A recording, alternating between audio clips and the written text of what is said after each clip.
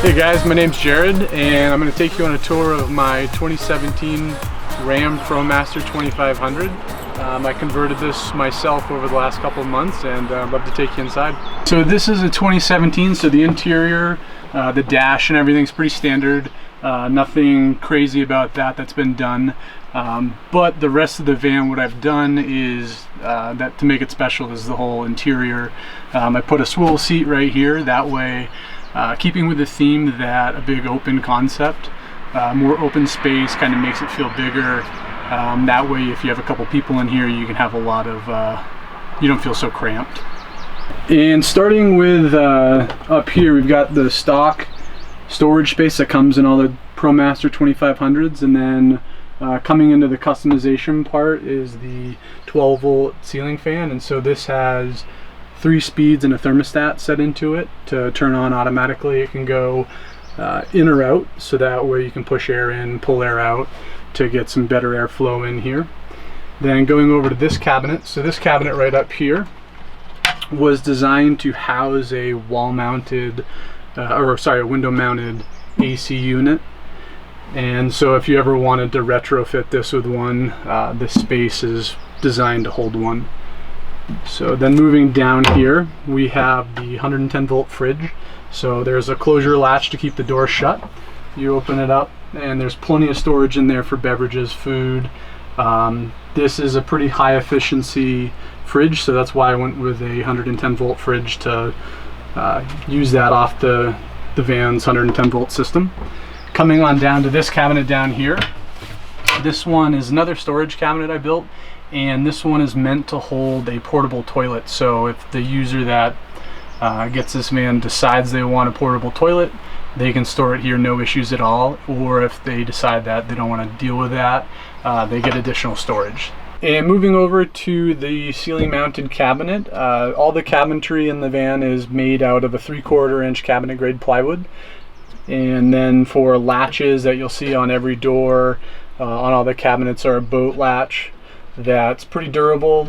You just open it like that and then pull it open, and then to close you just come down here, press it open or press it close, and it'll latch shut, and then basically it just holds it there nice and tight. And then if I open that back up, all the ceiling mounted storage has gas struts. That way you can keep them open and not have to sit there and balance it on your head while you're going in there getting your items. So, and there's 3 on this unit right here, and then over here are another 3 along the passenger side of the vehicle. But then if we kind of move our way down a little bit, there's a light under the kitchenette, and so that is meant to illuminate this kitchenette. And so the idea there is that if there's a second person that lives in the van, they could be in bed sleeping, person over here is maybe making coffee, making some food, and to not illuminate the whole van and wake them up, there's just this little light on this switch right here. So then there's a 110-volt outlet, and this is a GFI outlet, so put that there since there's a water faucet here. And then coming over here, there is this insert that pulls out of the sink. So this is designed to give you some extra counter space. That way if you're making and prepping food, you've got plenty of counter space. And then when you want to use it as a sink, you just grab that, open up, and then you've got your full sink in here that you can, you know, store dirty dishes until you're ready to wash them. And then coming over to the stove, you got a 2-burner stove. This is run off the propane system. And so there's a shut-off valve underneath. And then if you come down into these cabinets, so this is one big shelf down in here that's designed to open up. And then there's more storage, there's an outlet under there. This door also opens up to gain access to the plumbing. And then down in the plumbing there's a P-trap. And so when you run the water goes down to the gray tank, which is stored inside the vehicle.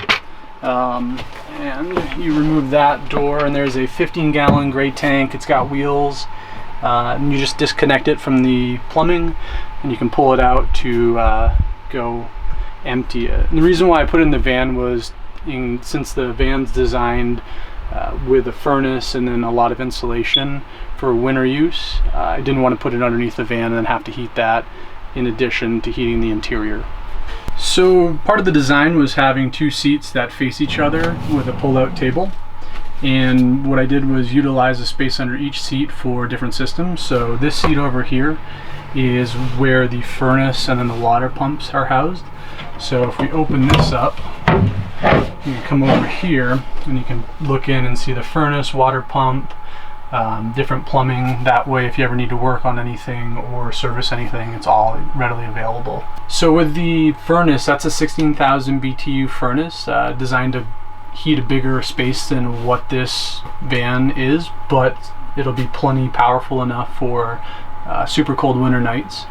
And then up here we have the thermostat, so you can set the thermostat to the temperature that you want the van to be at and it'll kick on automatically. So if I come over here and sit down, we have this table right here that's on a latch to keep it locked, and then you just pull out, and so pull it all the way out, and basically you have either an extended countertop for cooking, or you have a dining room table or a spot to put a laptop and work. And so that way, if you and your partner can sit adjacent each other, eat dinner, be able to converse, not feel like you're cramped in a tiny spot. So let's shut that. We'll come over to here. Right, and moving over to this bench seat over here. So nice thing about this is two people could sit down. That way you could seat three during dinner. It'd be a little tough with the pull-out table since this person wouldn't have too much table, but you can seat two people over here. Nice thing about that is if you come into the van and you need to take off your shoes, you can come over here, you have a place to sit. It's not on an awkward surface, it's a normal height. That way it's perfectly, we're used to that height and kind of that normal size seat. So if I come over here and open up this seat, we can go like this. And we can just remove this seat altogether. And what this is this is the heart and soul of the electrical system in the van. So we've got two 200 amp hour batteries that are 12 volts. So there's a total of 400 amp hours or 4,800 watts. And then there's a 2,000 watt inverter that has a 20-second spike for I think about 6,000 watts. I could be wrong on that one, but then there's the solar charge controller. There's a fuse panel right here for all the 12 volt electronics. There's the ACR switch. This allows the allows the battery bank to charge off the van. So there's really three ways to charge the electrical system. There's a solar up top, there's the ACR switch which charges off the alternator and the car battery, and then there is the shore power hookup at the back of the van to plug into a standard outlet. So, and there's a little junction box here, that way you can shut that off if you ever need to work on anything in case you're hooked up at home or somewhere else. And then there's a whole bunch of different breakers to protect each device and isolate everything. So, and then right up here we've got a 110 volt outlet. It's got two USB ports, and so part of the theme is having plenty of access to power and lighting. So there's an outlet above the kitchenette, an outlet here, and then there's one more on each wall in the garage. And then we got the two lights the two switches that do the lights above. And then this is the little control panel for the inverter that is a remote little on-off switch. And then if you press this button, it'll give you some info about the battery voltage, the output percentage, how full it is, a whole bunch of other little details. That's all information you want to have. The lighting system, so each light pretty much is on either its own switch or it's on a bank. And so this switch controls the front three lights, this switch right here controls these two, and then come over here to the kitchenette, that one is controlled by that switch. And then we have two lights at the back over the bed. And so really the idea is that way you can segment what lights you're using. There were a couple big things that I wanted to focus on when designing this van. You know, big open area, big open feel, make the van feel bigger than it is. The other big one, aside from the electronics, was the storage. So the storage is pretty much one of the things I notice is really lacking in a lot of vans out there. So having a full row of cabinets up here, then another bank of 3 over here that opens up.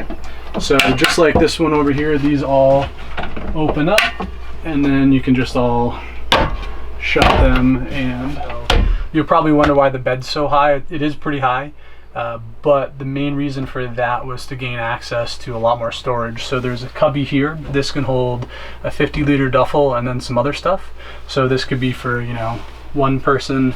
And then there's another cubby over here that can be for, you know, the other person. And then there's another cubby down here which I could probably fit in.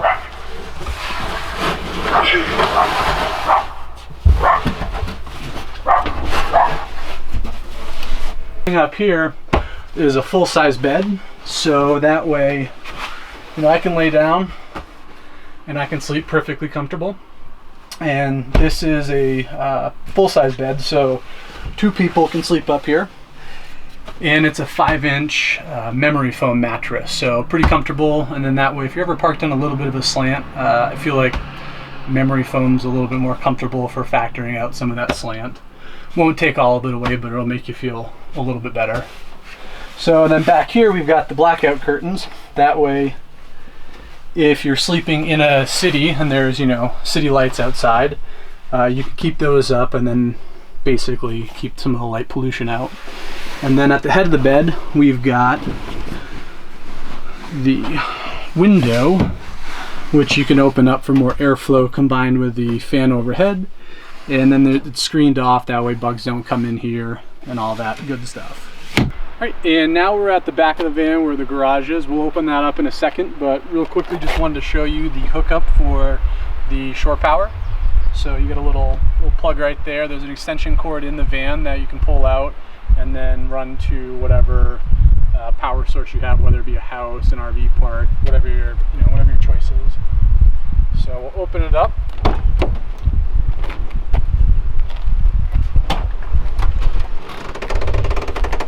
So there's a couple things going on here. So we've got, to real quickly start with the lights. 2 switches right here on this door.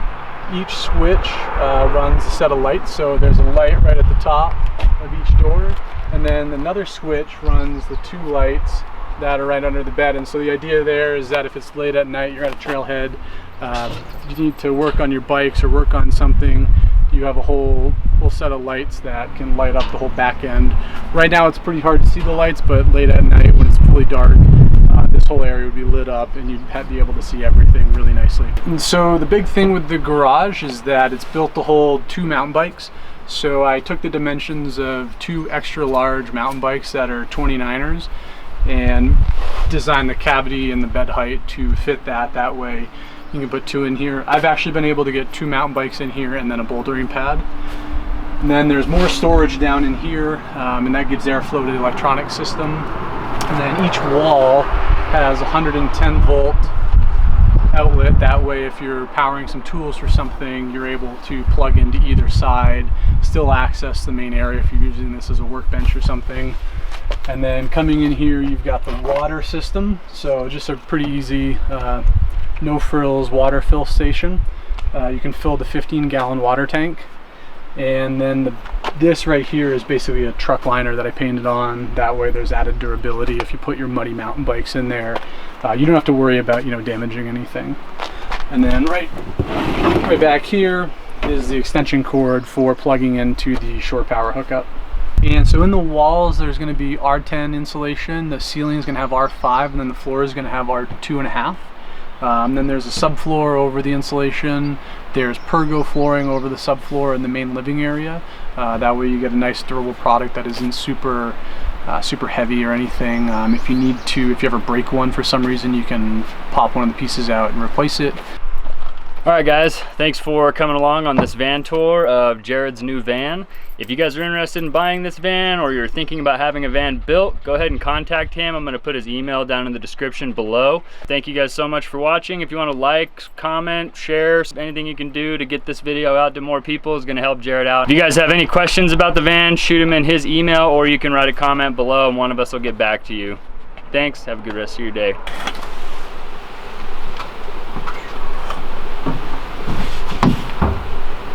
So, and then at the front of the vehicle we've got blackout curtains, so that way if you're in town you don't want people seeing in the vehicle, just kind of close these up, or if you know you want to sleep late into the morning, you can close those and prevent the light from getting in here.